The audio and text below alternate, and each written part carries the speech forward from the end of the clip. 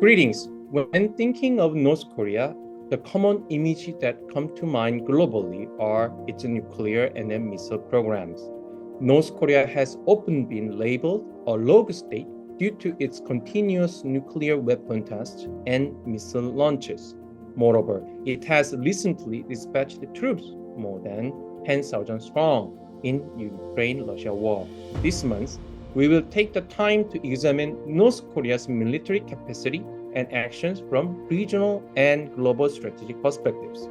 First, Professor Phillip Baxter from James Madison University will discuss the people and organizations behind North Korea's nuclear weapons and the network involved in their development. Professor Lauren Sukin from the London School of Economics and Political Science will introduce interactions between North Korea's military activities and rhetorical threats to our informed audience. Ankit Panda, a research fellow at the Carnegie Endowment for International Peace, will delve into the development and current status of North Korean missile technologies, which are essential for its nuclear weapons capacity. Deputy Director of Russia and Eurasia Program and Head of Ukraine Forum of Chatham House in the United Kingdom, Orysia Lutsevych will explain the impact of North Korea's dispatch of troops in the Ukraine-Russia war. She argues that the global geostrategic transformation is happening because of North Korea, a phenomenon that I myself label the security convergence between Europe and East Asia.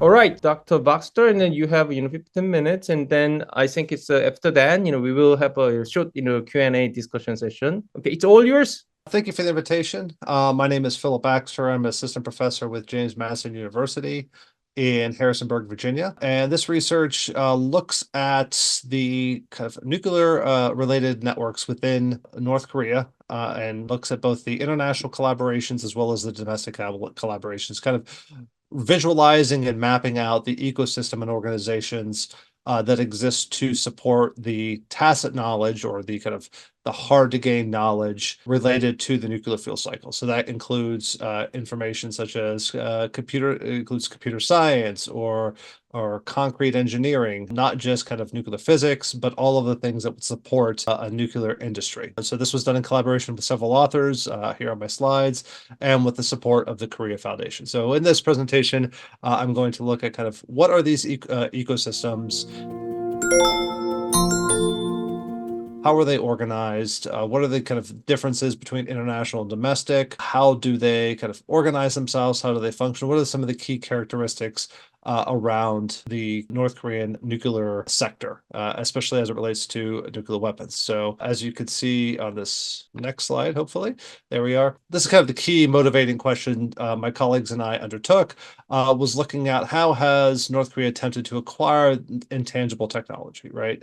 So not just seeking out centrifuges or equipment, but how has it learned the science around nuclear weapons, around the physics needed for nuclear weapons, the material science needed for conducting enrichment or plutonium extraction? How has it kind of looked at that? And what we found were kind of focusing in on the international side on collaboration was that the strategy for acquiring intangible technology, so acquiring tacit knowledge, experience, is very similar to how North Korea has acquired its actual hard technology, right? They focused on collaborations that vary in geographic scope. They're able to obfuscate their intentions when engaging internationally. They generally look to kind of develop an international or a core group of individuals that work within North Korea and then send out individuals to work in other geographic locations to acquire and then come back and assimilate technology. So the way we did this from a network science perspective is that we collected all of the publications, which are demonstrations of tacit knowledge, that relate to the nuclear fuel cycle that are published that include North Koreans as part of the publishing team. And so this drew roughly 1,300 articles that involved international partners as well as roughly 1,400 that included domestic-only publications. And we kept our timeline from 1974 to 2018 and collected all the publications that we could find on such as radiation, isotopic separation, physics, chemistry, all of the different technologies necessary. So it was a very broad outlook. And then what we did was we looked at the different networks that were derived from these. So how are people partnering? What institutions are there to kind of serve as hubs of learning? What sort of technical expertise is the focus? Are they focusing on isotope enrichment in this phase, or are they focusing on mathematics and computer science in this phase? And so also, what countries are they are they engaged in, right? Are they working mainly with European countries, mainly with China, mainly domestically? How has this changed and shifted? And we looked at three different distinct periods. We looked at a pre-agreed framework period, so 1974 to 1994. We looked at this then up until the their first nuclear test in 2006, and then kind of 2007 to 2018 once they've had a fully robust program. And so what do these different stages like? Are they acquiring different technology? How has that changed? So we'll start with the international collaboration. And what we saw was that at the earliest stages of North Korea's nuclear program, there is a very little international collaboration, or very select countries that they engage with. And you can kind of see here on the left graphic, it's primarily with European countries, but with some Chinese organizations as well. So it's not a very robust collaborative network. So much of the network is focused in on turtle development, but there are a few connections between engineering and physics, which suggests that North Korea is not at this point able to link teams doing research on related topics with the kind of engineering and physics core. So it's think about it, dispersed, still very much developing in this phase, with a focus more on European engagement rather than more domestic or Chinese engagement. This is very different in the post-pre-agreement period in the run-up to the first nuclear test, where we see North Korea shift primarily towards post or communist bloc countries, specifically China, and then a few others such as Poland and other countries in Europe, but for the most part, only those old communist bloc countries. So here, also the topics North Korean researchers collaborated with international researchers changed substantially. So they start doing very repeated connections with Chinese researchers, particularly on physics and material science. So as these relationships start to get stronger, you start to develop more tacit knowledge, right? So I always think of tacit knowledge development, the example of if I write a paper with someone else, we both share in that tacit knowledge, right? We've both done that together. We both understand what's happening. If I do a paper with somebody that's, say, in South Korea, the tacit knowledge may not be as robustly transferred if I am not in South Korea as well, right? Because we're exchanging notes, we're not in the same space. And so what we see is a lot more engagement with North Korean scientists being co-located with Chinese scientists. So sharing, not just having affiliations with North Korean institutions, but actually publishing out of Chinese organizations. And so this is the kind of a really dramatic shift in how they seek to acquire nuclear technology and develop their nuclear ecosystem. Shifts from, well, we're going to go out and just place people kind of where we want, to embedding individuals in organizations for a period of time and then bringing them back. And then finally, we have in 2007, a dramatic increase in publications coming out of North Korea, even controlling for the internet and whatnot. We still see a rapid development of these. And we can see that these technologies have shifted a bit. Most of the engagement is exclusively with China at this point, some German collaboration, and the technologies have also shifted. The technologies are much more diverse. You see a lot more engagements on things that you would not have seen earlier into in the program, such as mathematics, isotopes separation, computer science. The focus here is not just on or on topics that you need for once you've acquired a weapon to kind of ensure that you can run simulations on testing, that you can further out the way that you acquire nuclear materials. And so we see kind of a distinct effort to just acquire knowledge, but to diversify in areas that are needed. So much more working in dual use areas as well. So as the UN, the United States, and others start to put sanctions onto North Korea, you see a shift away from the physics and more into areas that could be considered dual use: chemistry, material science, and so forth. In terms of individual researchers and international connections, it was a very interesting finding. Was we looked at 61 North Korean researchers who started publishing domestically, but only 17 later published international journals. So what we could take away from all of the researchers that we looked at was that if individuals started publishing in North Korea, is that they were generally would stay in North Korea and not begin to publish external to North Korea. So what we see are younger individuals being sent abroad to acquire experience and technology and whatnot, and then brought back and integrated into the network. And then they don't go back out, right? So it's much more sending folks out, say maybe dissertation or whatnot, and then bringing them back. But there's no further exchange out. So it's a very only small number of individuals within North Korea's ecosystem that are able to kind of continue those relationships of international collaboration and bringing individuals and tacit knowledge back within North Korea. These technology or these individuals also focus more on dual use technology rather than on topics that would say raise red flags for the international community with regards to nuclear weapons.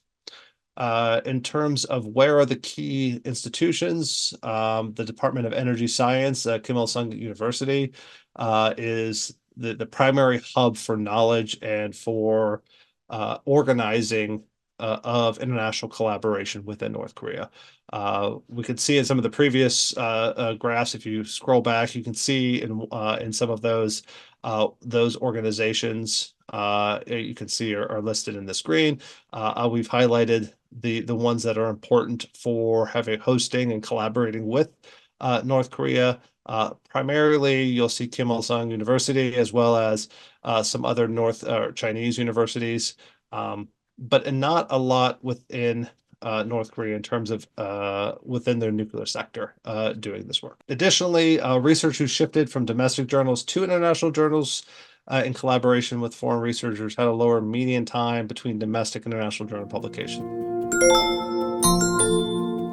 So in terms of domestic network structure, I just have a few graphs here keeping the same schedule of how arrangements. Pre-agreed framework. Now this is focusing just on research being done within North Korea during this period. And you can see that it focuses primarily on nuclear research, generalized radiation research, isotope separation, chemistry, material science.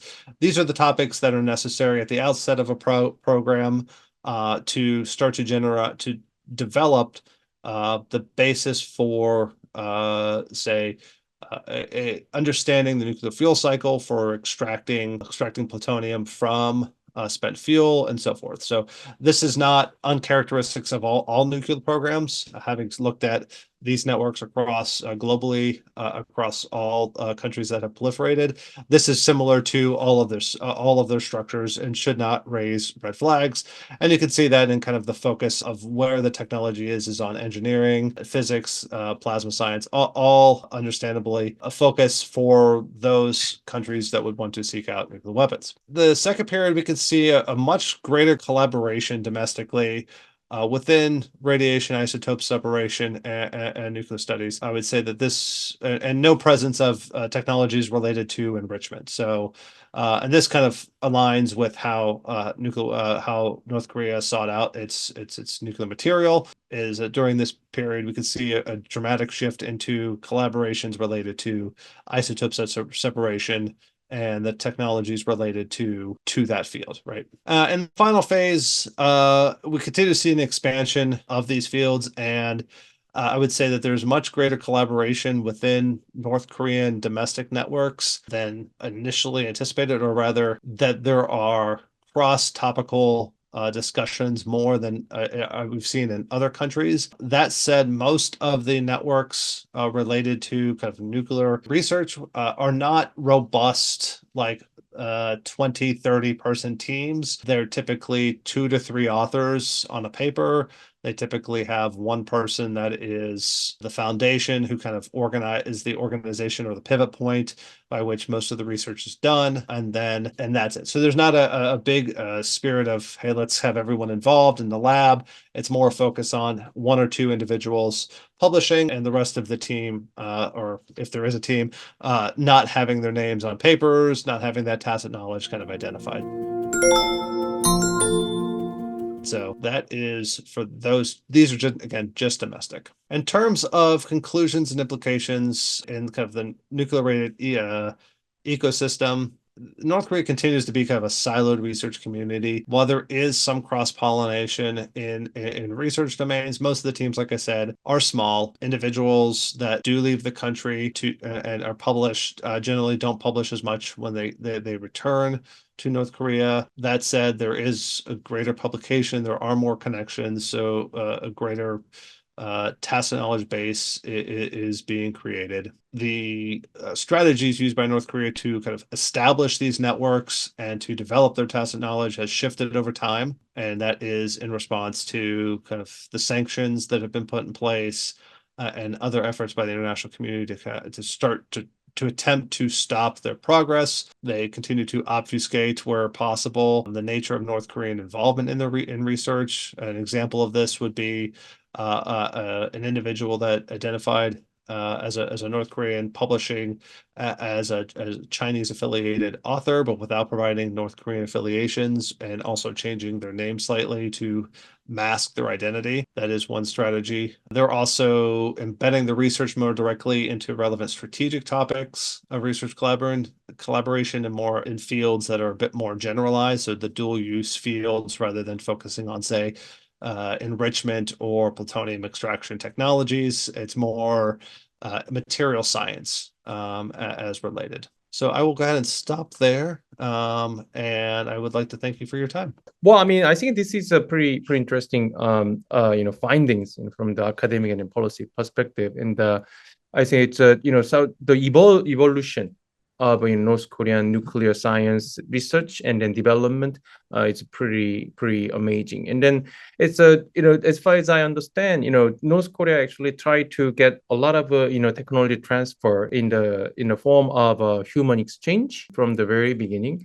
But I think it was very interesting that those young scholars from North Korea to go to mainly in the People's Republic of China and get some knowledge, and then cutting edge technologies, and then going back to North Korea and then never come out. Yeah, it's very interesting. Yes. Yeah, I mean, it's very interesting. So yeah. No, I'm for other countries, yeah, you see an individual that will move to a country, do dissertation work or other research, come back to that country, publish there, and then do other move elsewhere, or be affiliated with organizations that are in other countries. Here we don't see this much, and North Korea attempted to kind of purchase other technology, other like schematics and other things, but really focused on Europe at the beginning of where they would acquire their knowledge through those international partnerships and whatnot. And after that period, after the agreed framework, those kind of dried up. They really focused in on, okay, we're going to build domestically our knowledge and then send out individuals to China on a much smaller, kind of more targeted basis. Can you tell me, who are North Korean nuclear engineers and then scholars, and how do they work together? And then is it even possible, to Oh no, yeah, we have a list somewhere. With this, I didn't put this in the slides. Happy to share with, but no, we How have many of them? lists. There's roughly, I would say, 400, I think, on our Oh. list, ranked and using network science, we're able to rank, Mm. who is the most important person Mm, mm, in the network based on different metrics. So who serves mm, as a bridge between mm, different technologies, what maybe say those working on material science and those working on implosion physics, right? And who's the person working in between those groups? What was interesting with North Korea is they don't have those individuals. We see very much clusters of individuals that work in one technology, others work in other technologies, and where there is some overlap, they're mm. there, but not like we see in other countries. They're very much siloed into their specific Mm, technologies. So you look at all the individuals, their betweenness score is what mm, is the measure, is mm. very low because they're not connecting these dispersed groups. I think it's in a sense, from the objective perspective, and it's pretty amazing, for these North Korean nuclear scientists and engineers to actually develop its own, nuclear weapon, which under the circumstances of, so-called, isolation, very limited or very low level of international exchange on the, nuclear science engineering.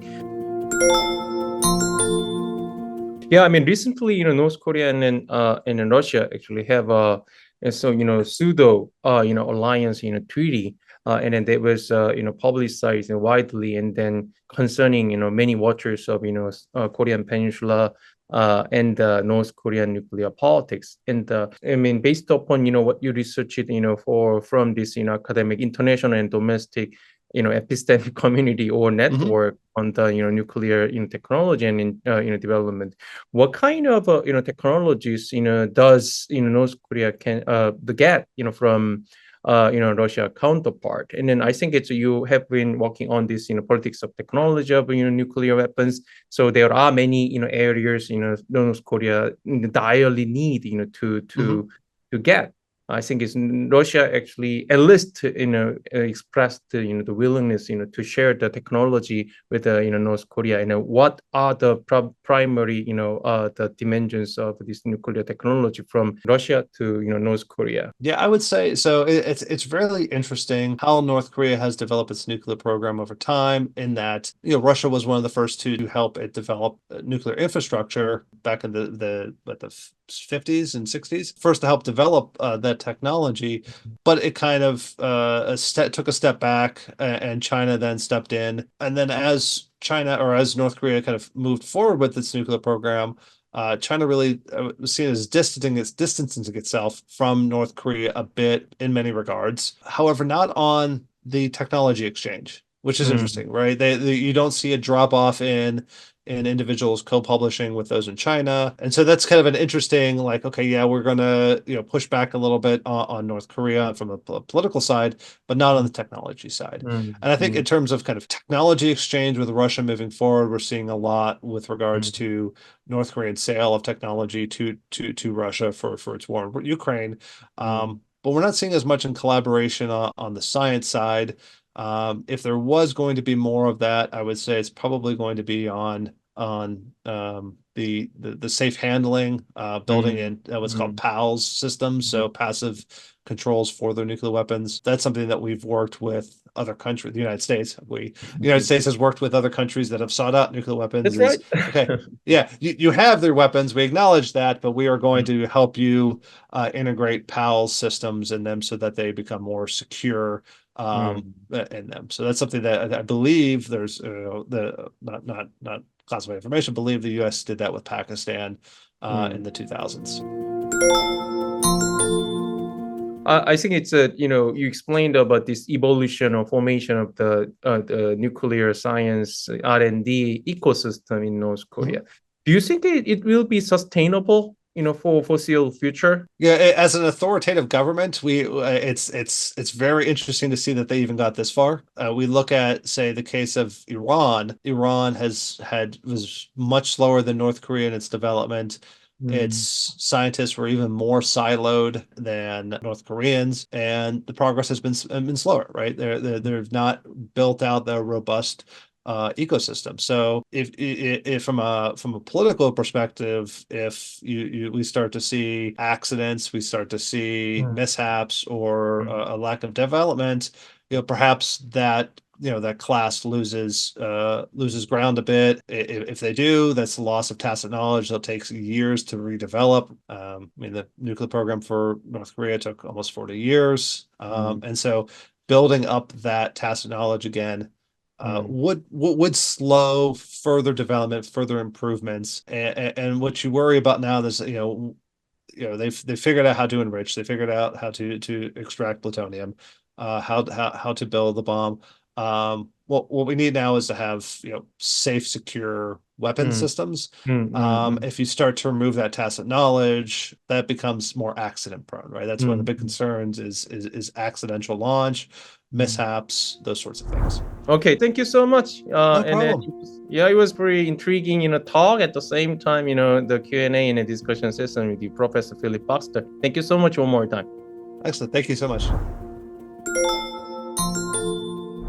Thank you for accepting our invitation to give an online, lecture. And then this is, Professor Lauren Sukin in the LSE, and it's a great pleasure, to have you on our program one more time. And then you have 15 minutes, for talk, and then we will have, 15 minutes, Q&A session afterwards. Okay, the floor is all yours. Thank you so much for having me. Today, I'm going to be talking about the verbal threats that North Korea makes in relation to its nuclear security program. And we're going to think a little bit about how North Korea uses these threats to try to communicate information about their nuclear security. So I'm an assistant professor of international relations at the London School of Economics, primarily working on nuclear security issues. And I want to start out with a little bit of background on North Korea's nuclear program. This should likely be familiar to the audience, but just to set the scene, our current open source intelligence estimates suggest that North Korea's nuclear program contains around 30 to 60 nuclear warheads, and North Korea has increasingly been focused on developing tactical capabilities, so miniaturizing, lightening, and standardizing their nuclear weapons program. And North Korea has made threats about a rapid expansion of this program over the next couple of years. It remains to be seen how capable they actually are of fulfilling that, but it gives us a sense of what their goals are for development. Most of the focus that we see now in North Korea's nuclear program is not about expanding the number of weapons, but improving their existing delivery systems. So a keystone of North Korea's nuclear delivery system is its ICBM capabilities, which now are quite long range and able to strike anywhere in the continental United States, although there are still struggles with precision. North Korea has other types of delivery capabilities, including short and medium range missiles, as well as artillery, and is working on improving the success of these systems with solid fuel propellants, better satellite guidance, and improved in-flight maneuverability to try to address risks related to, for example, missile defense. And North Korea's nuclear arsenal has a quite unusual doctrine. North Korea has declared formally that its nuclear arsenal has an irreversible status, suggests their unwillingness to compromise on the persistence of the program. North Korea's doctrine argues that nuclear weapons are primarily used for defending the sovereignty, territorial integrity, and fundamental interests of the state. Now, this is not too different from other major nuclear states, but where the major doctrinal differences do appear are on the conditions under which North Korea claims it would be legitimate to use nuclear weapons. So, as is typical for all nuclear states, North Korea reserves a right to a nuclear second strike, meaning if North Korea were attacked with nuclear assets, it could retaliate in kind. But North Korea also has some more forward-leaning conditions for nuclear use, including an explicit condition around preemption, where North Korea argues if it perceives imminent and pending attacks on strategic assets, and especially the chain of command and control, that it might retaliate with nuclear weapons. And the reason to have this preemption clause is in part concerns about leadership decapitation. So this allows North Korea to argue that if key leaders were taken out, its nuclear weapons would come into play. North Korea has two conditions for the use of nuclear weapons in conventional warfare. One of these is taking initiative in crisis, a phrase that most scholars have interpreted to be about escalation dominance, that is, to maintain the flow of a conventional conflict and to try to decouple U.S. interests from South Korean interests if there were a high level of contestation. And finally, North Korea argues that it can use nuclear weapons in the event of a catastrophic crisis to the existence of the state. And this is similar to language in Russian nuclear doctrine about the use of nuclear weapons to preserve the vital interest and existence of the Russian state. And this phrasing suggests that North Korea is trying to deter large-scale conventional aggression and could potentially use these weapons if it felt like it was losing a conventional conflict. So now that we have some background information about what North Korea's capabilities are and what its doctrine is, we want to understand a little bit about what these threats to use nuclear weapons actually mean and how we might be able to understand when North Korea is seriously considering the use of nuclear weapons or other types of escalation. And so the project I'm going to be talking about today is research that I've done that tries to answer this question: should North Korea's nuclear threats be taken as cheap talk, or are they more serious signals of North Korea's intention? And the argument that I'll make here is that the individual threats we see coming from North Korea might not be individually meaningful. One single nuclear threat doesn't tell us that much information. But if we look in aggregate at patterns in these threats, then we can understand important elements of North Korea's strategic thinking. That is, the arguments, the ideas that come up frequently in North Korea's rhetoric tell us a little bit about where the strategic priorities lie, and we can look at patterns in the frequency of threats over time to predict and understand when North Korea will take provocative action. And the underlying idea here is that when North Korea makes threats, we can use that to predict when they'll take costly or risky behaviors, such as testing new nuclear delivery systems or even nuclear weapons themselves. To do this, I'm going to look at threats coming from the North Korean regime. And so I'm going to collect English language articles from KCNA, a North Korean newspaper, back to the late 1990s. And this gives me a data set of about 124,000 documents of English language North Korean media, which are intended to signal to international audiences the idea with these English language publications.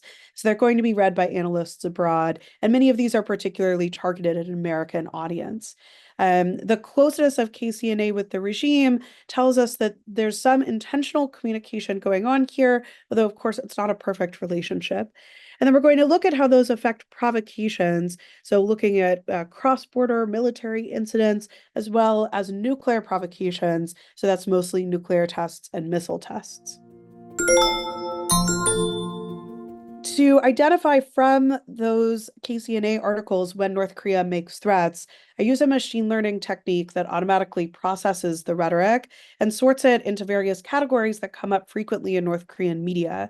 One of these categories, which you see in the bottom in red, are instances where North Korea makes threats against its adversaries. But it talks about lots of other things, from economic conditions to North Korean ideology and even culture, talking about things like festivals, sports, and schools. We can zoom here a little bit into the category from that topic model of threats that North Korea makes, and you can see some of the common words that characterize when North Korea is making threats.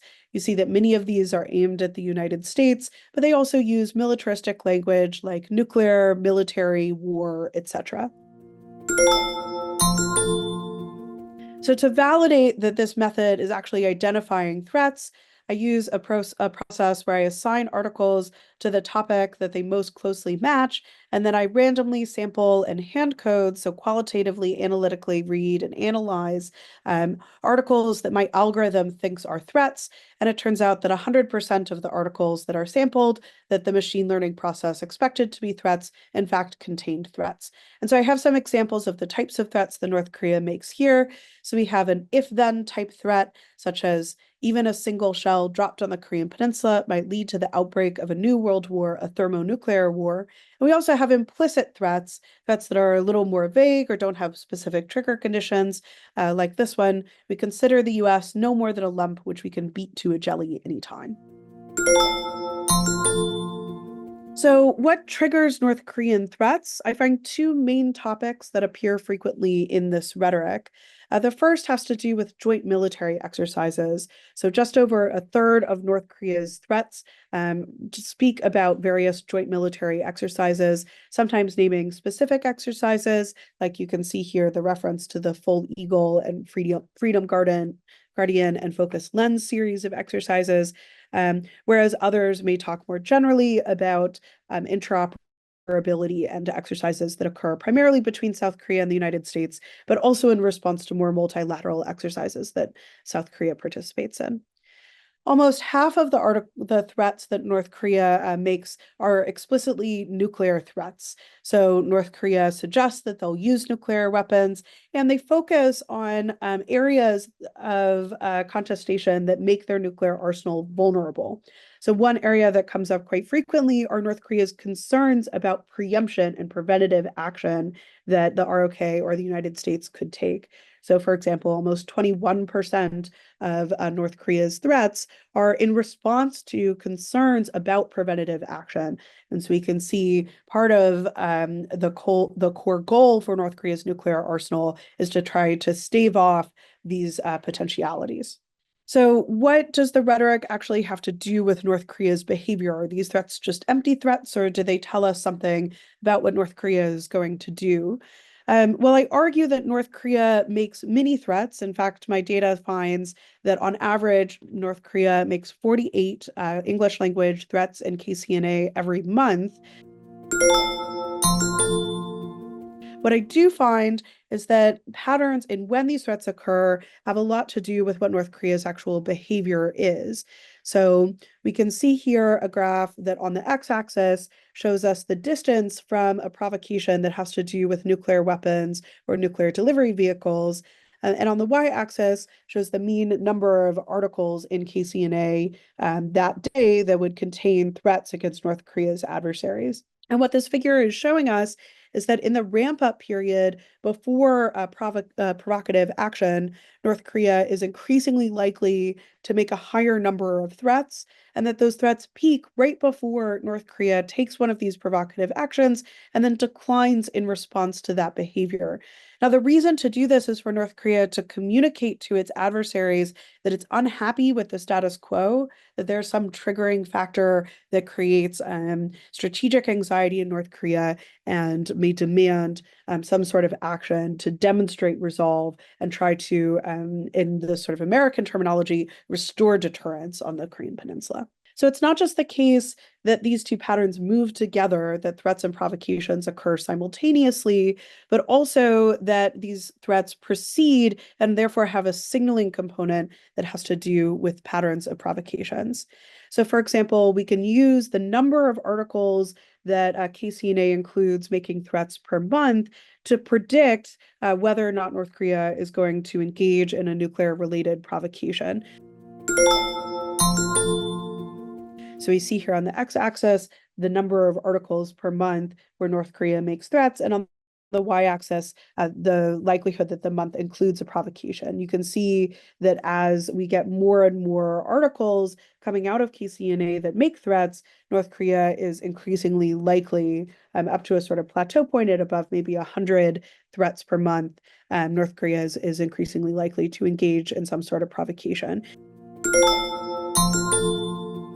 And so we can use these to help understand the behavior. It also tells us that North Korea isn't just sort of randomly or systematically using these threats to try to change the information environment. There is also some intentionality behind this behavior.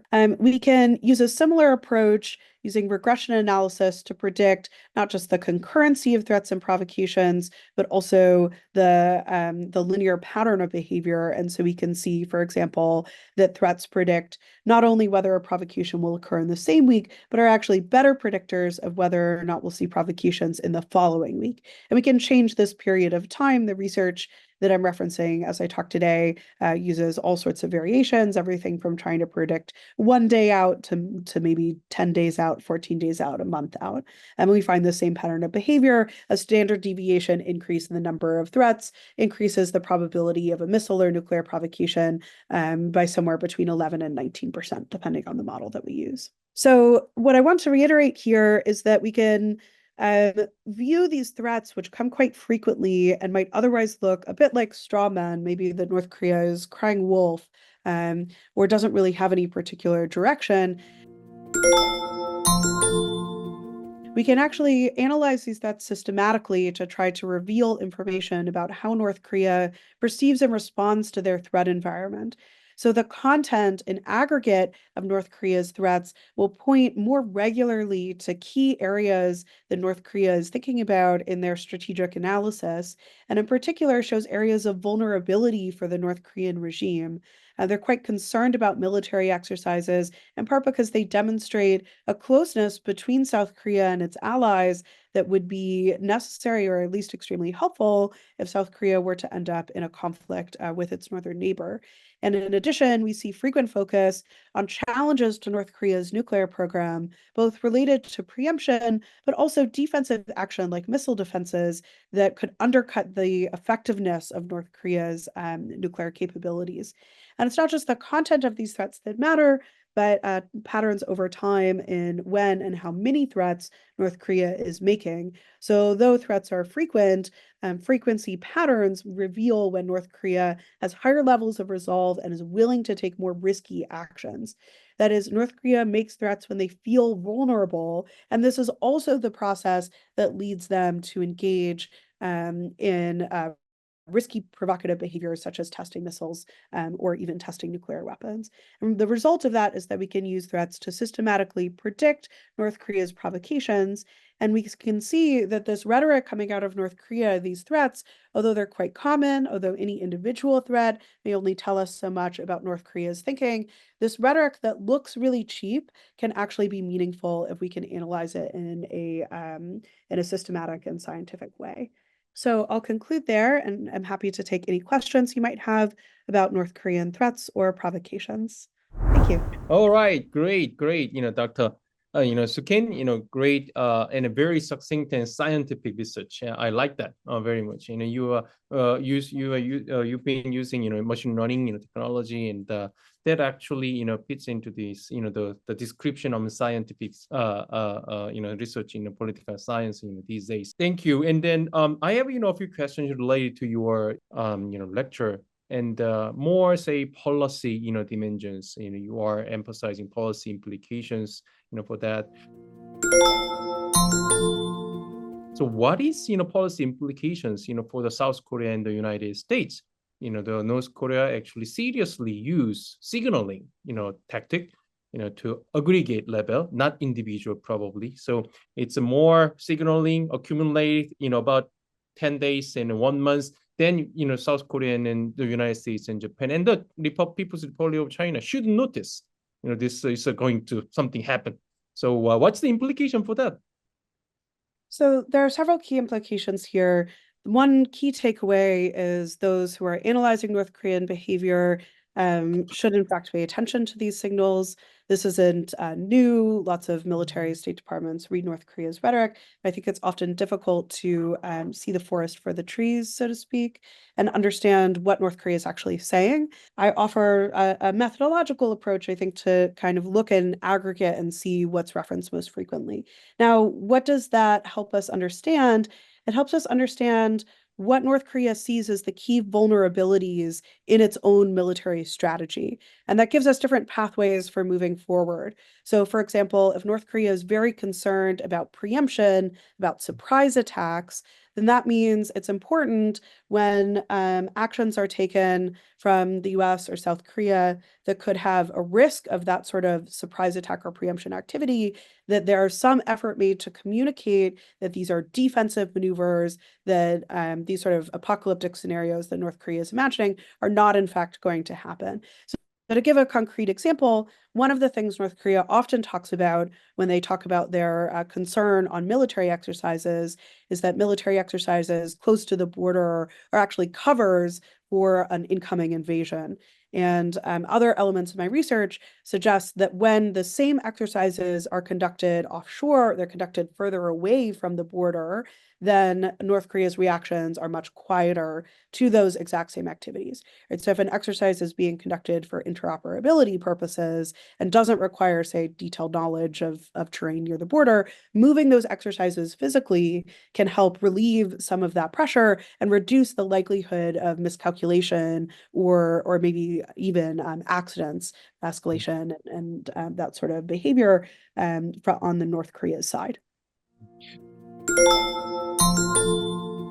Do you think in South Korea and then American, Korean and American and probably Japanese, are they aware of this North Korean signaling tactics?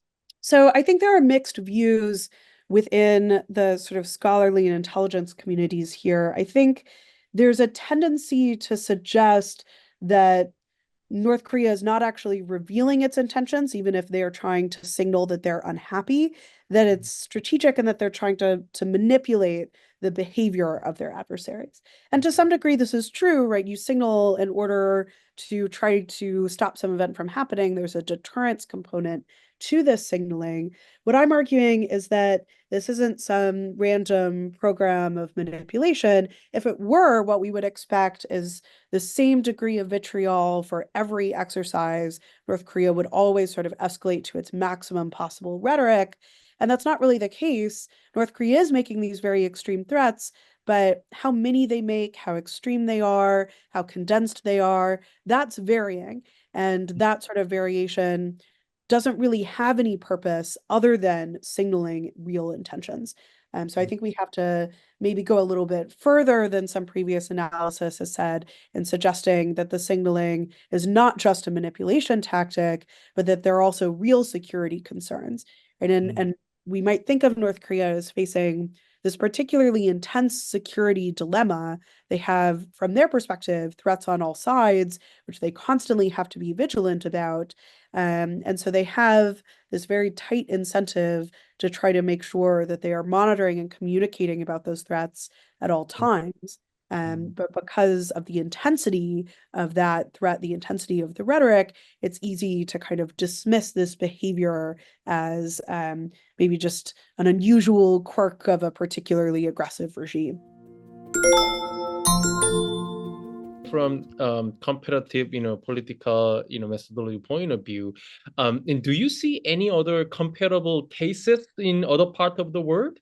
North Korea actually doing, I mean, Yeah. Singapore is a very, very big, field, in political science, international security, but I'm just curious. So I've done some work recently working with NATO on understanding Russia's nuclear threats and have a similar argument I think we can make there. Russia, of course, now makes semi-frequent nuclear threats, not nearly approaching the frequency of North Korea, but we can still see variations in Russian rhetoric between threats that are kind of made once and then never really repeated versus threats that come up really frequently and actually do seem to capture some real issues, some kind of critical attention that Russia has. I think one of the key differences that we see there between those sort of low-level threats and high-level threats are the deterrent threats, saying, for example, NATO should not send forces into Ukraine. Those are much more powerful than compellant threats saying, maybe NATO should take some action. And we see the same thing in North Korea's behavior too. The deterrent threats, don't escalate from a military exercise, don't initiate a preemptive activity. Those threats are relatively compelling and they're repeated very often. North Korea also makes lots of compellant threats. South Korea and the United States should no longer cooperate with each other. Japan should apologize for past behavior. Not only do those things not happen, of course, but they're much less frequent. And so I think we see North Korea understands their limitations to what its nuclear arsenal can do. It can deter, but it can't compel. It can't change the shape of geopolitics in the way that maybe North Korea might want it to. All right. Thank you so much. Great. Thank you. Yeah. Today, we invited Ankit Panda, the Stanton, senior fellow in the nuclear policy program at the Carnegie Endowment for International Peace. His research interest includes a nuclear strategy, escalation, missiles, and then missile defense system. And he also, wrote a book, published a book Kim Jong-un and bomb, and then survival and deterrence in North Korea from the Oxford. And it's a great pleasure, to have you, Mr. Panda. And then hope, we listen to your interesting and a very intriguing, lecture. And then we will have a probably 15 to 20-minute, Q&A session. Floor is all yours. Thank you very much, Dr. Peck. I appreciate this opportunity to speak to you today about some of my research and observations. The theme of my talk today is North Korea's missile strategy. So I'll speak a bit about the specific role of missiles in North Korea's national defense strategy, the kinds of capabilities that North Korea possesses, and a few other issues relating to the country's missile programs. So the place to start, I think, before we talk about missiles in North Korea is to first talk about nuclear deterrence. This is now a priority for North Korea's national defense strategy. I think it's fair to say it's the centerpiece of the country's national defense approach. It is the cornerstone of the way in which North Korean leader Kim Jong-un thinks about his country's defense. North Korea, of course, over the last 3 decades has been on a quest to seek credible deterrence vis-a-vis the United States in particular.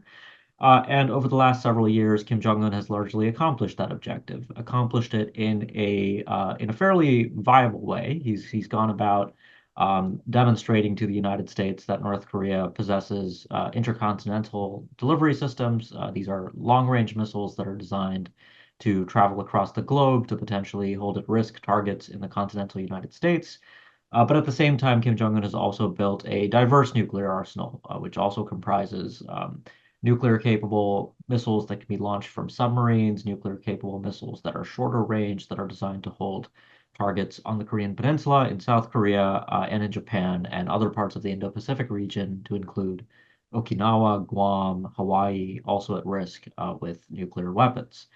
The basic purpose of nuclear deterrence is to, of course, guarantee the survival of the Kim regime, but at the same time, nuclear weapons and nuclear deterrence confer on the states that possess them a certain room for maneuver in international politics. And I think this is also true of North Korea. I think this is part of the reason why I think we're seeing Kim Jong-un behave with perhaps more confidence than we've ever seen him project in his now 12 years in power at the helm of North Korea.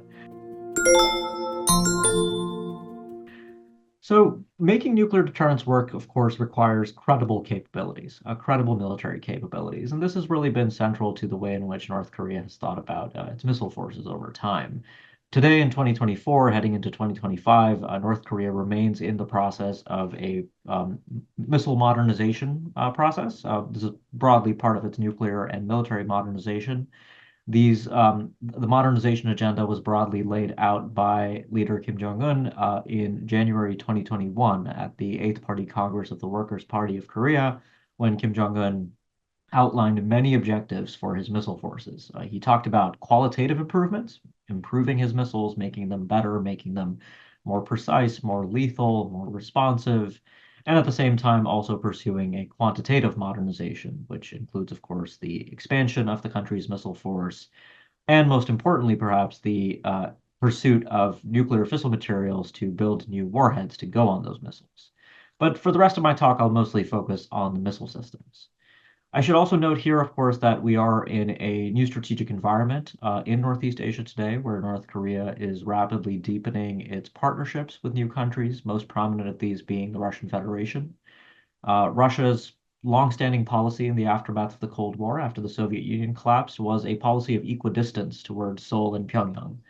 Today, Russia makes no pretense of equidistance. It is unequivocally far closer to North Korea and has essentially pulled North Korea into its broader orbit, seeking to take advantage of Kim Jong-un's willingness to run risks by sending missiles, munitions of all kinds, including artillery and mortars, and now personnel, Korean People's Army troops, to fight on the battlefields of Eastern Europe.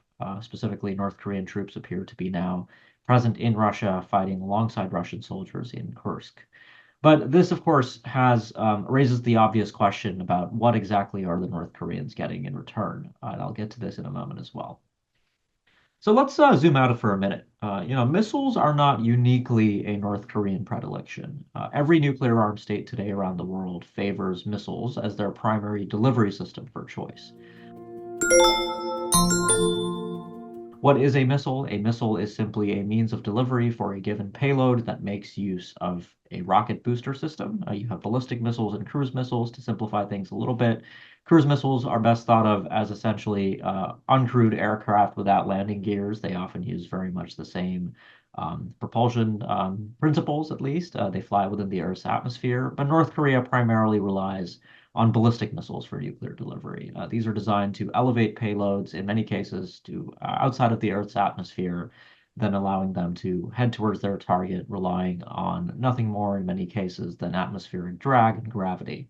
The North Koreans have also, of course, made substantial improvements to the precision of their missiles over time, including by adding, in many cases, inertial guidance, GPS guidance, and other forms of improvements to their precision capabilities.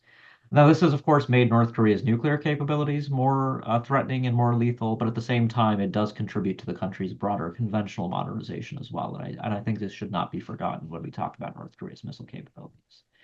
Another important trend that we see in North Korea, particularly since 2017, which was the year that North Korea really crossed many of the key qualitative thresholds, is just a remarkable focus in North Korea on basing its missiles in new and different modes. And so what basing essentially means is the format in which the missile is physically kept in either a state of readiness or in a state of preparation to be deployed in a time of conflict.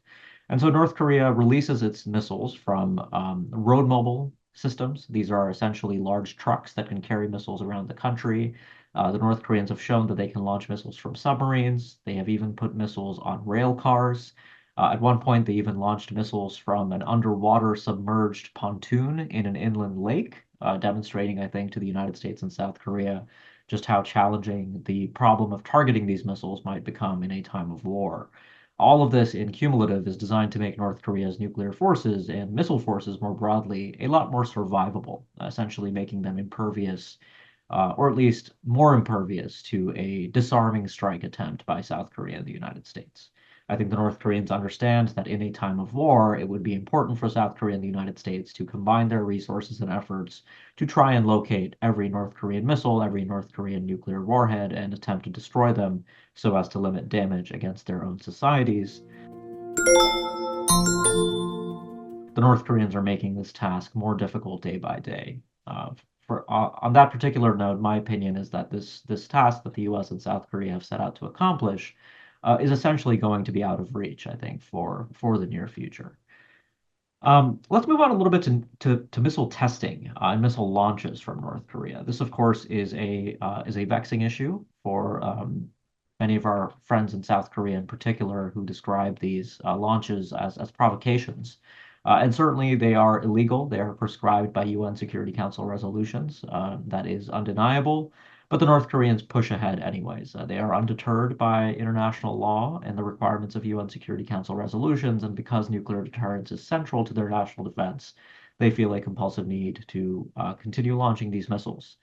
But the point I want to make on missile launching in North Korea today in 2024 is that we need to change our vocabulary when we talk about these events. In the past, we used to fairly accurately describe most missile launches in North Korea as tests. This was the idea that the North Koreans were building capability, they were experimenting, they were developing capabilities, they were seeing if their missile technologies would actually work as designed.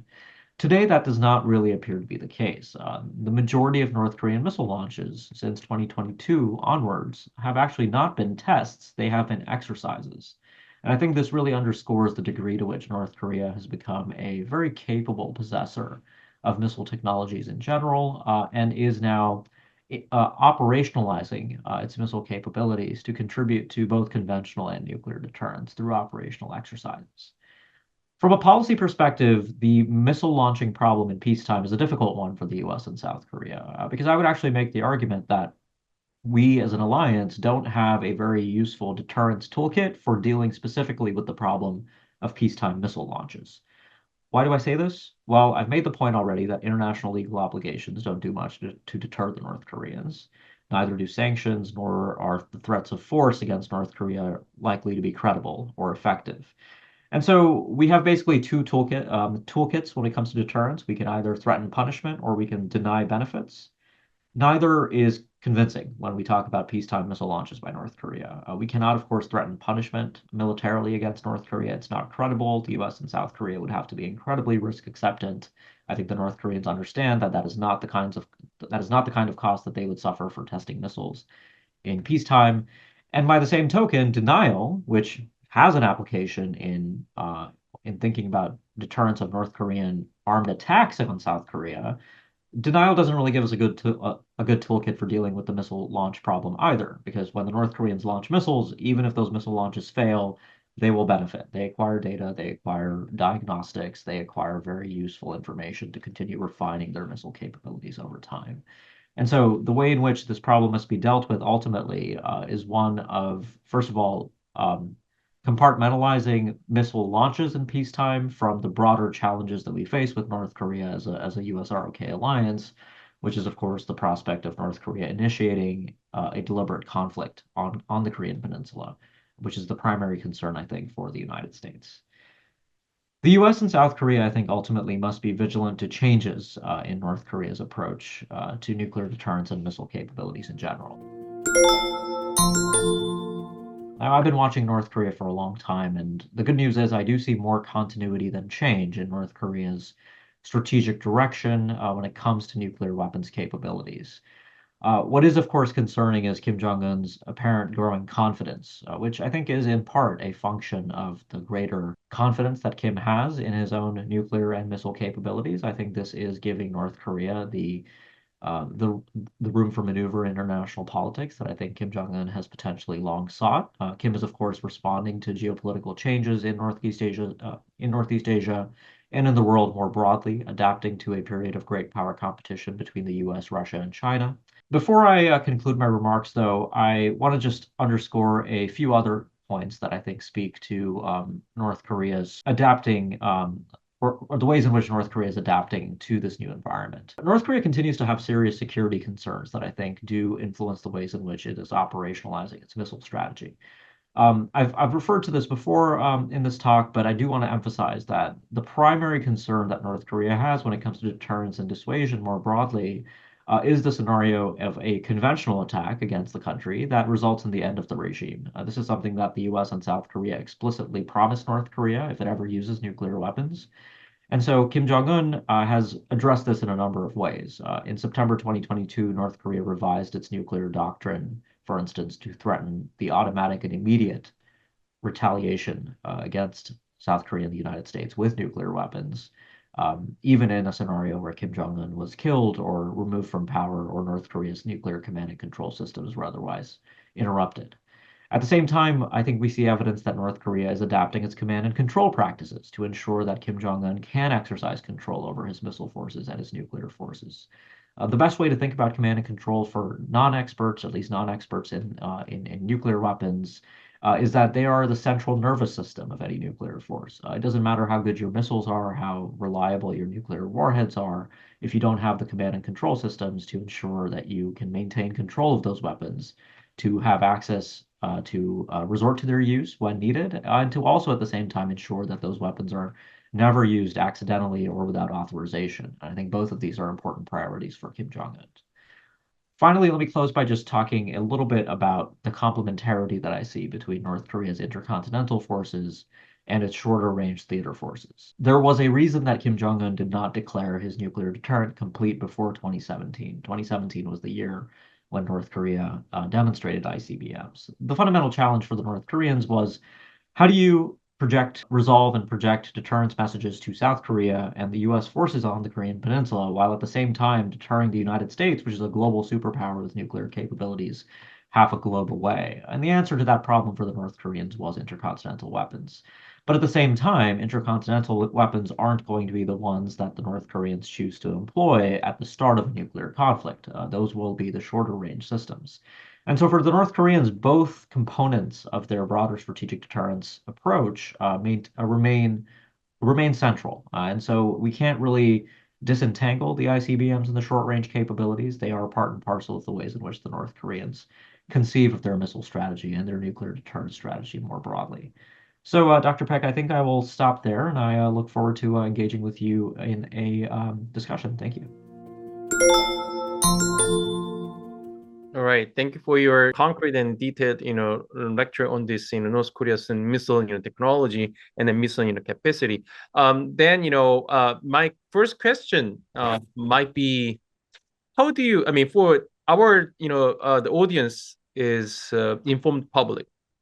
So your technical prowess is pretty impressive, and that actually informed me very well. I learned a lot.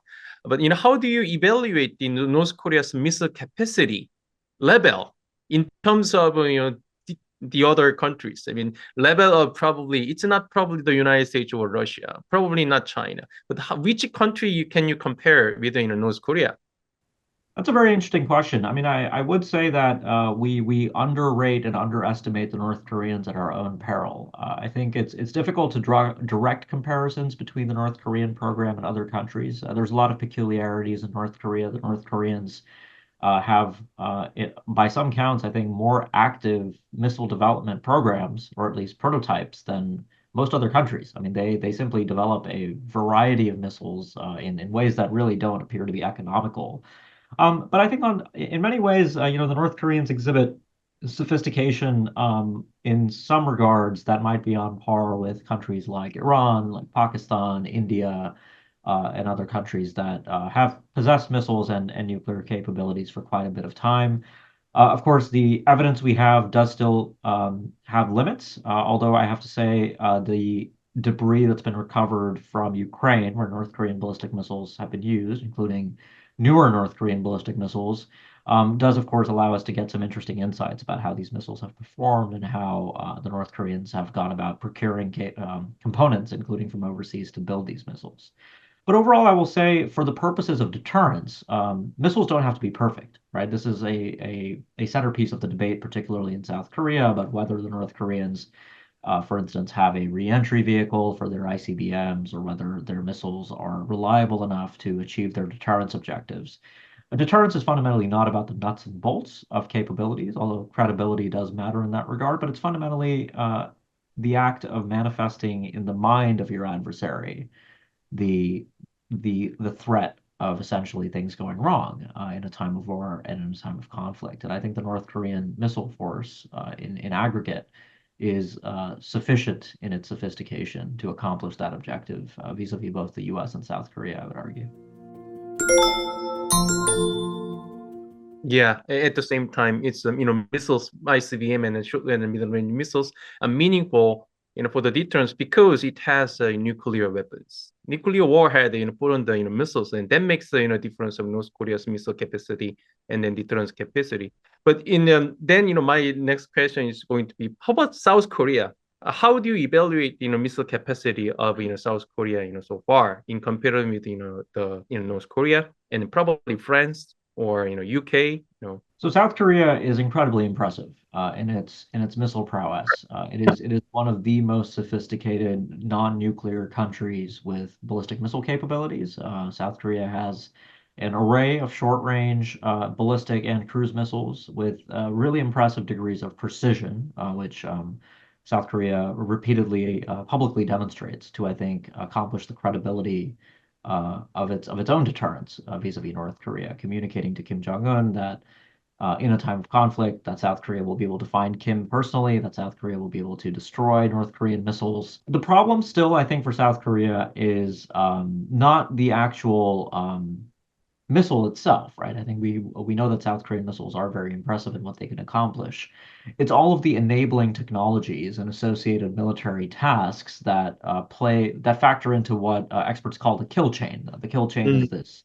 I should be careful with my terminology because South Korea has a strategy called the kill chain, which is not what I'm talking about. I'm talking about the kill chain in the generalized sense that term is used in the field of strategic studies, where it refers to essentially the ability to find, fix, and finish a target, where the finding part is actually quite difficult in North Korea, right? So in a time of conflict, the North Koreans will be hiding their capabilities, they'll be moving them around, they'll be driving their missile systems around their country where they have mountains, forests, tunnels, and other kinds of areas where they can shelter and hide from South Korea's intelligence capabilities.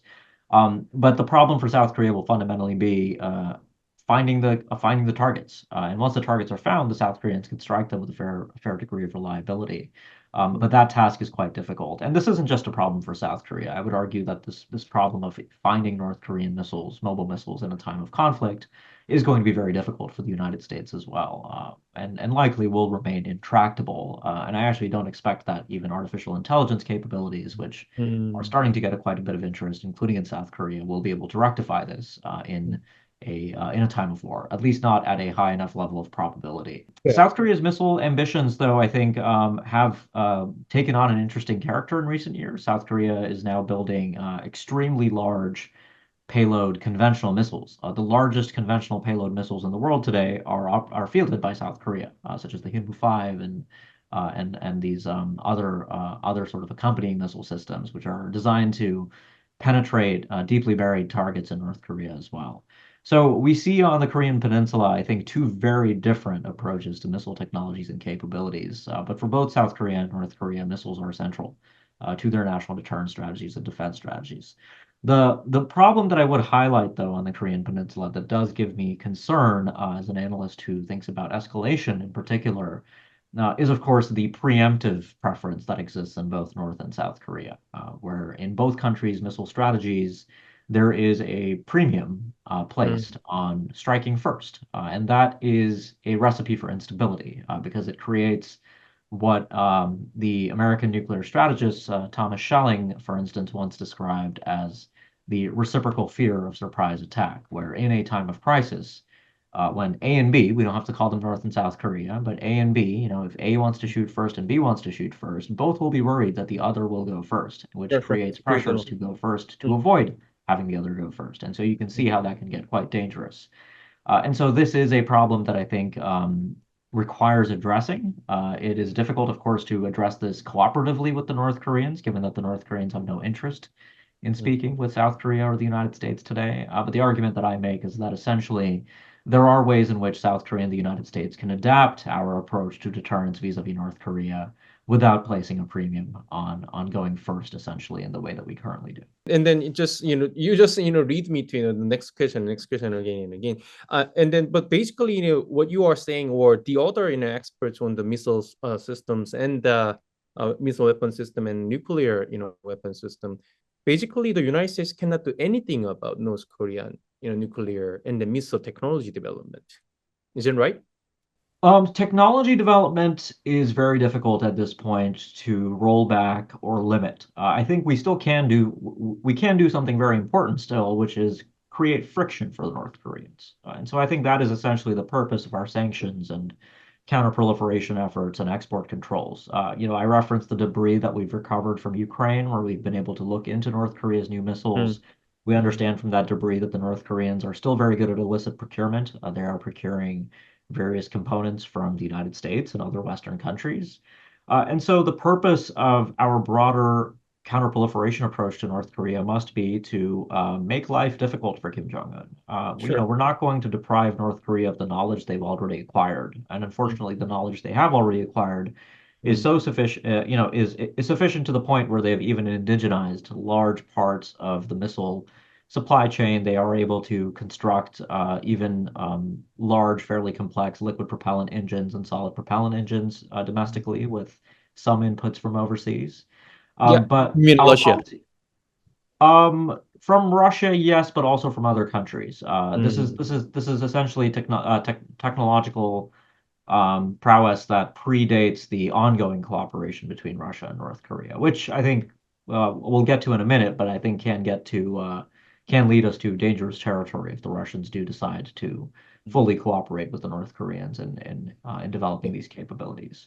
But so I don't mean to say that we don't have any ability to affect North Korea's choices or the way in which it approaches its capabilities, but I genuinely think that rolling back North Korea's capabilities or limiting North Korea's ambitions or pursuit of certain capabilities that it deems to be strategically significant for its deterrence needs is unlikely to be successful. And so I think the most practical approach is to focus on the friction that our efforts can introduce into Kim Jong-un's efforts to buttress his nuclear forces. My last question is going to be on Russia. What would be the role of Russia in this advancing even more? I mean, North Korean, missile and then nuclear technology. It's unclear at this point the degree to which Russia and North Korea are meaningfully cooperating in the area of nuclear and missile technology specifically. And I just say that to point out that the evidence is still indeterminate. We don't have any smoking guns, but of course this is an area where the United States and South Korea must be vigilant, given the extremely serious consequences for U.S. and South Korean security if North Korea does receive assistance from the Russian Federation. There are reasons to be skeptical that this is the area where cooperation is most likely to manifest. In the Russia-North Korea relationship, we do have an asymmetry, we have an imbalance, we have something of a transactional logic, even if the relationship isn't purely transactional. There is a genuine strategic logic pulling Russia and North Korea together. But the reason I highlight that is that even if Kim Jong-un asks Vladimir Putin for the world, he asks for access to Russian nuclear weapons designs, for advanced Russian ICBM technologies. The Russians don't have to begin cooperation in that area. They can assist the North Koreans with they can offer other things. They can improve Kim Jong-un's air defense capabilities. They can improve North Korea's command and control capabilities. Military satellites are even an area where the Russians might be able to assist the North Koreans. And the Russians do still have an interest. It's not the same interest that they had perhaps 5 or 10 years ago on non-proliferation, but they do still have an interest in non-proliferation from the perspective of at least diluting their own status in the international system as a global superpower with nuclear weapons by deliberately spreading nuclear technology. I think this is part of the reason why even during the Cold War, the Soviet Union began to favor non-proliferation, apart from, of course, the implications for its own security interests if nuclear weapons were to spread. Now, the North Koreans, of course, have their own nuclear weapons as well already.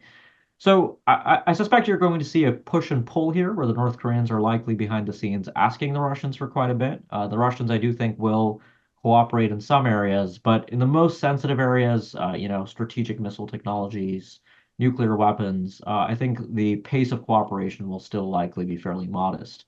Now, I do want to note here, though, that the treaty that Vladimir Putin and Kim Jong-un concluded earlier this year, a treaty that's now been ratified by both countries through their respective legal processes, Article 10 of that treaty includes language on peaceful nuclear energy cooperation, which is interesting because it can offer a justification or a fig leaf for technology transfer from Russia on nuclear fuel cycle technologies in particular, where the Russians have tremendous expertise.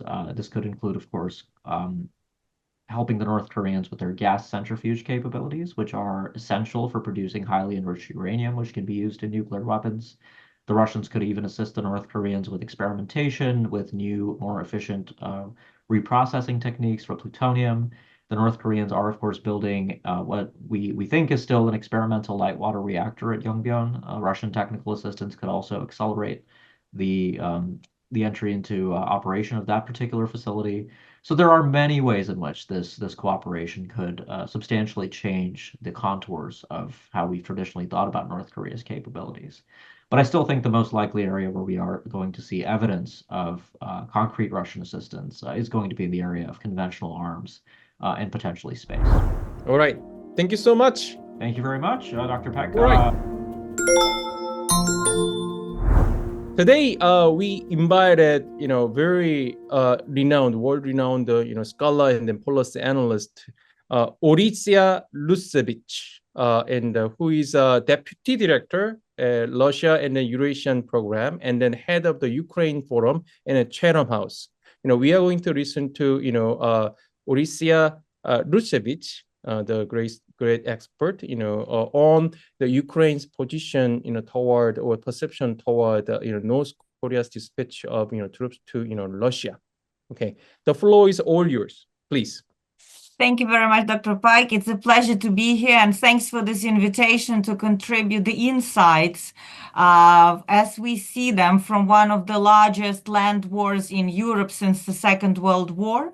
As you've introduced me, I am heading Ukraine program in Chatham House that we have launched after the annexation of Crimea, soon 10 years ago. This actually marks the beginning of the Russian war against Ukraine in 2014, when part of Ukrainian sovereign territory was annexed. And then on the eastern part of Ukraine, the hybrid war using all kinds of proxy groups and special forces in the Donbass region was started. Yesterday, we have marked 1,000 days of a full-scale invasion of Russia against Ukraine. And as I would like to recall our listeners, this war has been declared by the majority of the countries in the world on the 2nd of March at the UN General Assembly as an unprovoked act of aggression. And the General Assembly of UN has called on Russia to withdraw all its troops. But unfortunately, this is not where we are. As I am talking to you, we are actually seeing a new spike of escalation with Russia involving North Korea into this war, and we'll discuss what it actually means. But first, I think with anything in life or in politics, it is about the story that we are telling ourselves about what is actually going on. And to be honest, if you look at the West, Russia, Ukraine, and the rest of the world, including Northeast Asia, we are telling a bit different stories. So for the West is saying that it is helping Ukraine resist Russian invasion, and it at all costs is trying to avoid a direct escalation or direct war with Russia. It is also presenting this war as the war of autocracies versus democracies. Ukraine is not fully consolidated, but democracy according to all surveys. And Russia is an autocratic regime that has Putin in power now for more than 25 years, since 2000, really. And it looks like for the West as if they are doing a beneficial action to somebody in Europe. Russia, in the way, is declaring that it wants to destroy Western-based order and wants to free itself, as the way it portrays, from the US imposed straitjacket.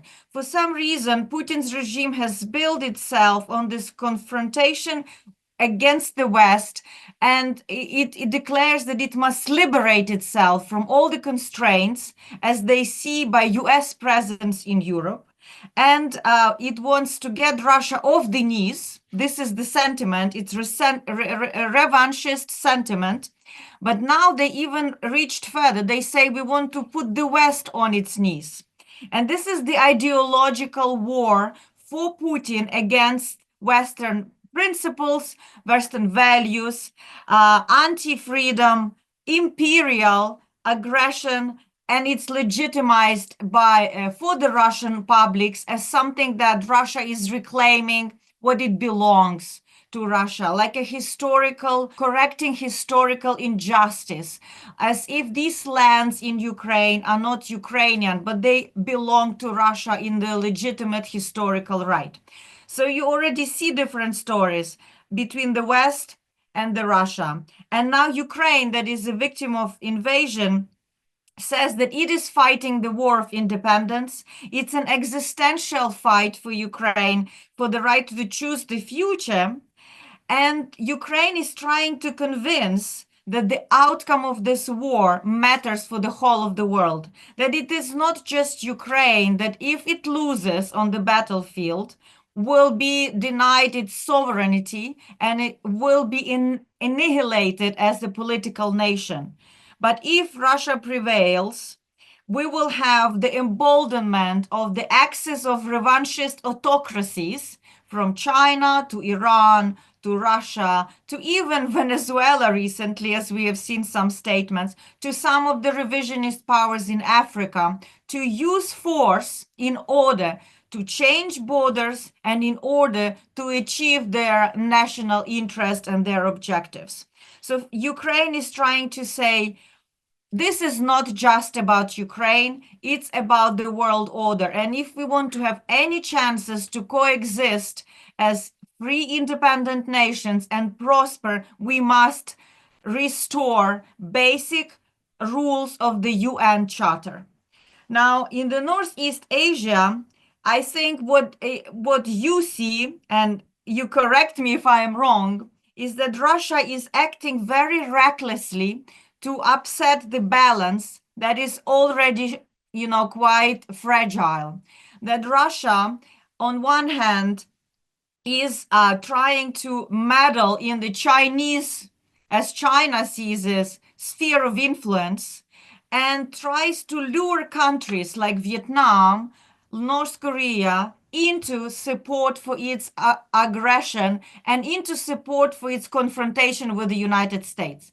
Because, of course, when Russia presents the offer to countries in the global south, in Latin America, in Africa, it says it's about squeezing America out. Again, it's about injustice that this global international order that emerged after the Cold War, where we, countries like Russia and maybe others, do not have the right to basically cast the dice and behave the way we want. So Putin's trip, especially in the summer of this year in the region, demonstrated that he is prepared to play this global game, and his aim is to sit at the table together with China, with the United States, and to divide the world into the spheres of influence. Putin's mindset is very 19th century. When somebody asked who are Putin's advisors, the answer was Peter I and Catherine the Great. He envisages himself as this ruler over the world where the sun never sets, in a way. So these are the stories in terms of geopolitics and why we have this clash and confrontation that different sides of this struggle tell themselves. Now, I think we are missing quite a lot, at least in the public discourse, when we hear these narratives. And what we are missing is that the Russia's aim is actually to undermine the cohesion of alliances from Northeast Asia to the Atlantic. Russia's approach to power is to divide and rule. They do not like collective security alliances, either, US alliance in Asia or NATO alliance in Europe. In fact, we are already in the new arms race for technologies that will define the future winners. What we see right now in Ukraine on the battlefield is a revolution in warfare. We can talk a little bit more about it, but that basically means that Ukraine becomes like a battlefield for testing of how American and Western technology and weapons can perform against the Russian weapons and technology. And we do know that Russia supplies widely weapons to other countries, from India to Africa to Brazil, the air fighter jets. And all these countries are watching which technology in a way will prevail and which technology is more effective. And we actually also have a fight for critical minerals and semiconductors that are so much needed for rearming. Ukraine itself is quite resource-rich country. It has the 11th in the world and second in Europe resource of ilmenite that is needed for semiconductors. So having occupied Ukrainian land, it also means that Russia occupies some of its critical minerals and in a way prevents from those resources being both used for Ukraine and for wider European rearmament. It is also about the control of trade routes. We have seen from day one of this war how Russia in the Black Sea basically prevented Ukraine to ship its grain, to ship its metallurgic products, where 80% of Ukrainian commodity trade was going through the Black Sea. Because it's cheaper, you can ship bigger volumes. Of course, Ukraine had to adapt since then, but most importantly, Ukraine engaged in the battle over the Black Sea. And I think this is very interesting for Northeast Asia, how Ukraine managed to destroy 30% of Russian fleet, and how Russian fleet had to leave the base of Crimea further into the Sea of Azov, and Ukraine has reopened the trade route. This is what it is about. It's also about the control of the trade and seas in order to exert violent pressure on the economies of those countries. And I imagine you can hear the similarities of what may happen in case there is a Chinese violent action against the Taiwan. Ukraine succeeded actually in repelling some of this blockade by using the sea drones. That is, again, the new technology that enabled Ukraine not having basically a big fleet or dominance, aviation dominance, to achieve its objectives and unblock trade routes. That is a lifeline not only for Ukraine, but also for global food security. And last and not least, the big story is that if Russia really subjugates Ukraine, it does become a European superpower. Right now, to be honest, the leverage of Russia, it's mainly in raw materials, in resources that are based in Siberia. And without having this European anchor in Ukraine, Russia is really more of an Asian power. If it controls Ukraine, it becomes more of a Eurasian, pan-European power that is able to exert pressure on Eastern Europe and on Europe more broadly. So you see, the outcome of Ukraine matters. And the battle that evolves right now is for much bigger stake than just some villages in eastern Ukraine where the news dominates that Russia took this village or that village, or Ukraine has retreated from that position. We are missing a big story if we are just focusing on the land war. So, of course, now I understand the interest about this bilateral security cooperation between Russia and North Korea. And I think here in Europe, this is viewed as a big escalation. Of course, right now, we see the deployment of those troops in Kursk region, where Ukraine has occupied quite a large part of Russian territory, actually larger part than Russia has occupied throughout the whole of 2024 inside Ukraine. And these troops are being deployed now to build the fighting force, around 50,000 together with the Russians, in order to squeeze Ukrainians out of Kursk, in order to decrease the leverage that Ukraine may have at the eventual negotiations, so that it cannot use Kursk as a bargaining chip versus against Putin at the table. So, of course, you understand how this impacts Ukraine, and a lot of anxiety in Europe as well, how this changes the involvement of the third parties.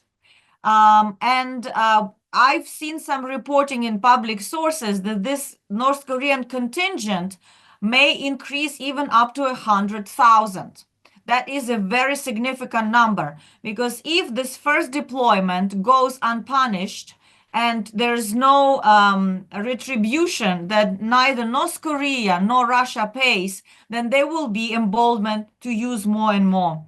So what it actually means, this fact on the ground, is that there is indeed a risk of a wider war, because of the scale of North Korean involvement, and because also of this new security agreement that North Korea has signed with Russia, that was ratified by Russian Duma in June of 2024, that actually makes Russia now a security guarantor of North Korea.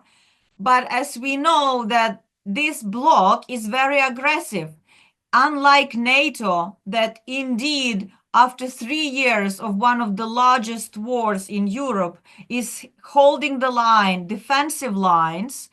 I would suspect that this agreement between North Korea and Russia could be used for a harassment of South Korea, and could embolden Kim Jong-un to actually make more aggressive moves beyond some of the aggressive statements and actions that he already taken, and you know them better than me, the destruction of bridges, the monuments, and defining South Korea as an enemy, not as a part of the same family and nation that could reunite at some point of time.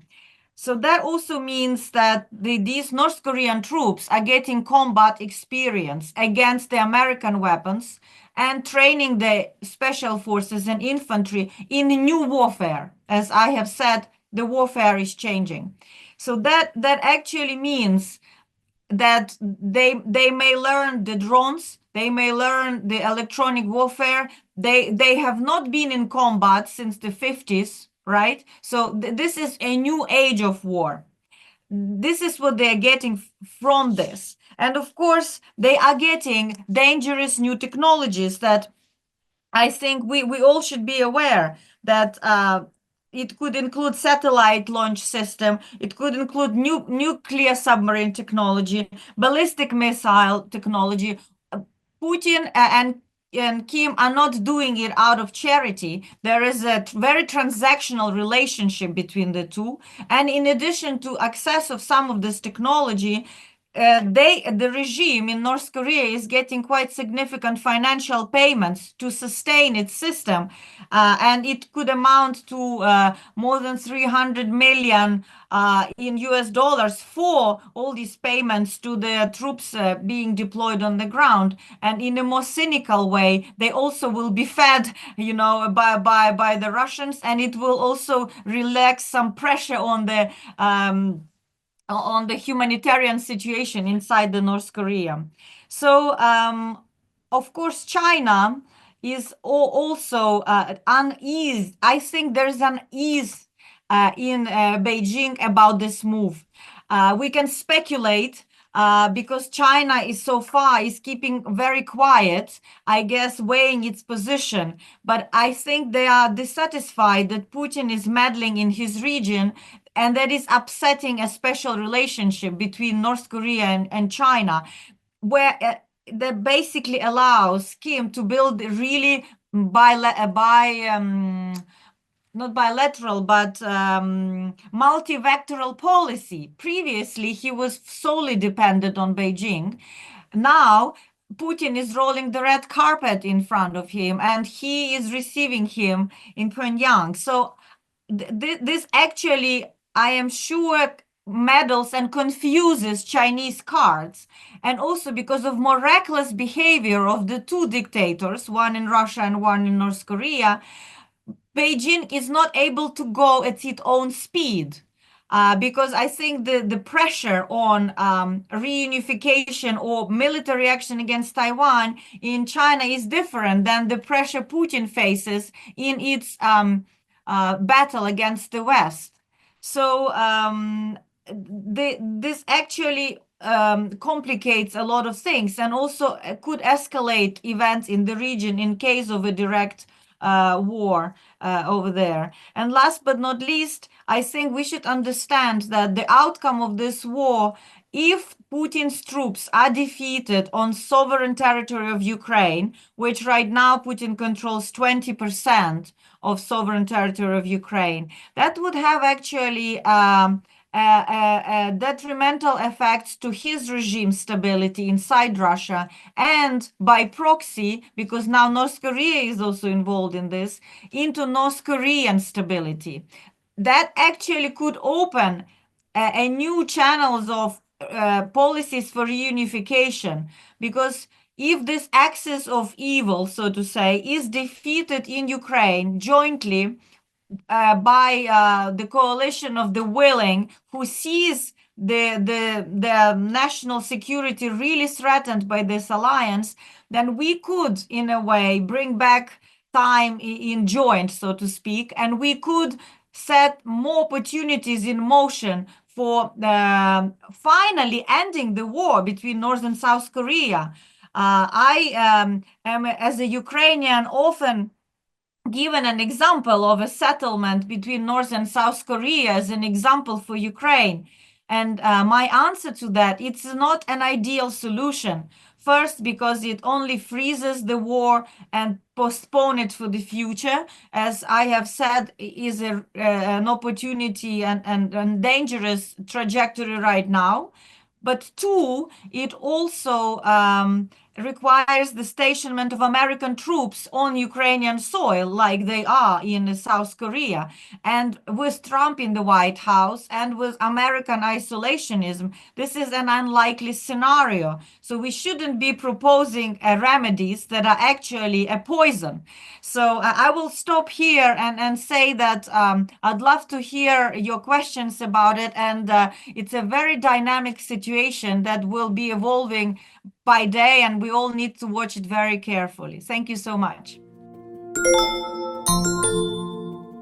Thank you. Thank you for your very extensive and comprehensive, analysis on this North Korean troops and dispatch to, Russia, and then confronting, Ukraine, soldiers in the, front line. Yeah, I mean, there are a lot of things that come to my mind, and let's just start with some small question, and we will, getting bigger. And do you think you are saying that this, defeating North Korean and Russian, troops together, about 50,000 soldiers are already, deployed together. We do not know, how many, North Korean soldiers in the real, front line in the entrenchment, but there. And then, do you think, the Ukraine government prioritize attack on North Korean soldiers rather than, no Russian soldiers? You mentioned that if North Korean soldiers are, largely, safe or insulated from the30,000, and then that actually propel North Korea to circulate their 10,000, then 20,000 and 30,000 coming back and forth, and that's going to be a long time battle resources for the Russian Federation. So what's your take? You seems to me you are very good at the military strategy and the weapon systems and all those things too.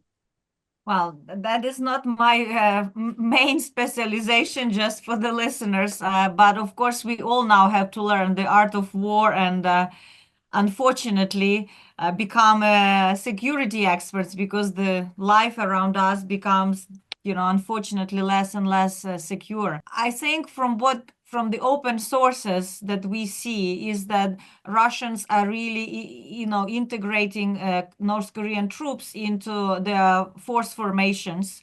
They're even putting them with the Russian uniforms. They're giving them Russian identification documents so that they look like they are Russian soldiers from the Far East. So, they blend in with the Buryat or other minority from Russia. Yes, so that is well known. So for Ukraine, Ukrainian intelligence, of course, knows where the locations of the formations are. And so far they have been deployed to a small degree in Donbass, but mainly they have been used in Kursk.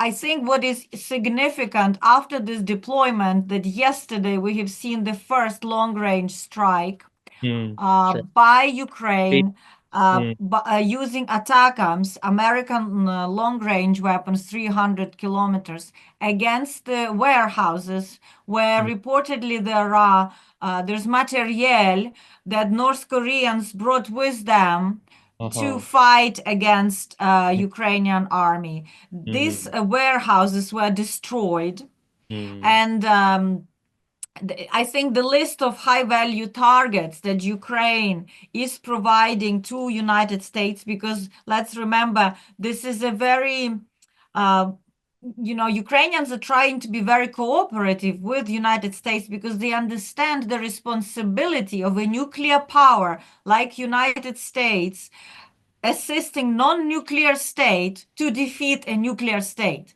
So we are in this, we've never been in such a situation. This is, again, the new type of war we are talking about to a degree. So I think the coalition supporting Ukraine will prioritize, of course, the military storages and deployments of North Korean to send a very clear message to North Korean leadership that they will take very, very heavy casualties, like Russians are already taken. If you think about the daily loss of Russian soldiers right now in Ukraine, it's 1,500 on average. For a month, they are losing about 35,000 soldiers. And they are right now avoiding, again, a total mobilization of their own people because they have North Koreans. And this is, believe me, this close combat with drones, with mines, with anti-tank missiles, with everything that Ukraine has is very, very bloody, you know. And another thing is that the evacuation of soldiers who are wounded, who are dead, is actually not taking place. We have many reportings that Russians are just abandoning all those bodies and taking no care. And when Ukrainians are trying to evacuate wounded soldiers, they are hitting them from the drones, the medical equipment. So it's the war that has no rules. And there will be heavy casualties that North Korean troops will have when they will cross the line. Okay. So, I mean, you just mentioned about this, volatility of this North Korea-Russia rapprochement and military cooperation. And then that's directly related to, North Korean nuclear capacity enhancement. You mentioned that Russia can provide, nuclear technologies and then ICBM missile technologies, for the North Korea. That actually make, Northeast Asian in the security structure is very unstable. But we understand that. But what about the other side of a world in Ukraine and Russia? You mentioned that just nuclear states actually helping non-nuclear state to defeat nuclear state. That actually lead us into the question of the Ukraine's potential nuclearization in the future. And then Volodymyr Zelensky, president actually hinted the possibility of Ukraine's nuclearization. I think in my view is pretty long shot, but I think Ukraine is very capable of the arming with the nuclear weapons, unless the Ukraine is not allowed to join or protected by the NATO and especially in the American troops. What do you think? You are right in connecting the statements about the nuclear status to Ukraine's security dilemma. Because why Russia has invaded Ukraine? Because it was defenseless. Because at the moment of full-scale invasion, Ukraine actually, according to its constitution in 2014, was a neutral state. Not only was it neutral, but it had very, very small army. I mean, it was the post-Soviet army that basically collapsed, and Ukrainian army had to emerge like a new voluntary army in 2014 when men and women just went to defend Ukraine with whatever they had. So it's also important to remind that this year we are marking 30 years of the Budapest Memorandum, when Ukraine has given the third largest nuclear arsenal after the collapse of the Soviet Union in 1994 in exchange of what is now called security assurances. And that is why I would argue that countries like US, UK, who are co-signatories of this Budapest Memorandum, it also includes Russia that violated this memorandum, have the right to assist Ukraine, have the right to be involved at this high level, because as Ukraine disarmed, they promised security support. But Ukraine, I think it would be a sad development if we have nuclearization going out of control. We don't want that, right? But to be honest, Ukrainians are looking at Israel and they say, well, it's unofficial, but Israel may have a nuclear weapon, and that's why Israel feels more secure, while we feel in the gray zone again. And right now, as everybody pushes Ukraine, it seemed to be, especially President Trump, pushes Ukraine to sit with Russia at the negotiating table, sit with the war criminal, actually. Putin is wanted by the International Criminal Court in the case of forceful deportation of Ukrainian children, 20,000 Ukrainian children. When Ukraine is pushed to negotiate with a war criminal, people in Ukraine are asking Zelensky, how can we guarantee that this deal is worth the paper it is signed on? If we don't get security guarantees from United States, including nuclear umbrella, or from NATO, that includes nuclear umbrella, then maybe we should develop our own nuclear weapon. To be honest, about 25% Ukrainians would agree with that. It's quite a lot of people. Then there is a question of capability, and I do not think Ukraine has immediate capability for some kind of, maybe some small tactical, whatever, nuclear warhead, they can do it. But Ukraine doesn't have its own enriched uranium, and all the necessary things. It has engineers and some manufacturing facilities that could probably do it. So I would say that Zelensky used it on purpose to raise the stakes for Trump. But I can tell you for sure, Ukraine is not trying to develop nuclear weapon. It is actually trying to build a collective security agreement that will work not just for Ukraine, but for Europe more broadly, because Putin, as I said, has objectives not just against Ukraine, but against wider Europe. Okay, thank you. Well, then, you mentioned a lot of times Donald Trump. Donald administration 2.0 is coming very quickly, and then we can feel it, from all over the world. I think Europe is shaking, and then Northeast Asia is shambling. I think it's a pretty interesting as a observer, for Donald Trump, to do its own domestic politics. Thank you for your excellent lecture, and then your very sophisticated and then detailed explanation on my questions. Thank you so much. Thank you for having me.